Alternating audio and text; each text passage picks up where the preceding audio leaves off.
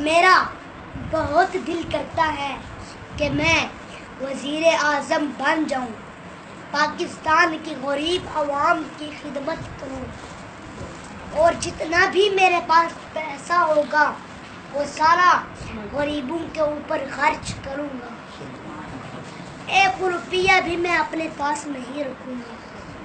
وہ اس لیے کہ نبی کریم صلی اللہ علیہ وسلم کا ارشاد ہے، الدنیا سجن المومن و جنات الکافر، یعنی دنیا کافر کے لیے جنت ہے اور مومن کے لیے قید خانہ ہے۔ یہ ہمارے حکمران ہیں، یہ موت کو بھولے بیٹھے ہیں، مجھے ان کے پاس لے جاؤ، میں ان کو بتاتا ہوں کہ موت تمہیں یاد کرتی ہے، موت اعلان کرتی ہے، ان موت الذی افرق بین البنات والامہات، میں ہی وہ موت ہوں جو ماؤں اور بیٹیوں میں جدائی ڈال دیتی ہوں۔ ان موت الذی اخرب الدیار القصور، میں ہی وہ موت ہوں جو محلات کو ویران اور گھروں کو اجاڑ دیتی ہوں۔ اور یہ جو ہمارے حکمران ہیں یہ موت کو بھولے بیٹھے ہیں، مجھے 5 سال کے لیے وزیر اعظم بنا دو، صرف 5 سال کے لیے، انشاءاللہ میں 5 سال کے اندر پاکستان کو ہیرے جیسا بنا دوں گا، ہیرے جیسا۔ اور جو کرپٹ لوگ ہیں، کرپشن کرتے ہیں، رشوت لیتے ہیں، ان کو ڈنڈا چڑھا دوں گا، ڈنڈا۔ کیسے وزیر اعظم کہاں سے پیسہ لاؤ گے اتنا؟ سب سے پہلا کام کون سا ہوگا تمہارا جو وزیر اعظم بن جاؤ گے؟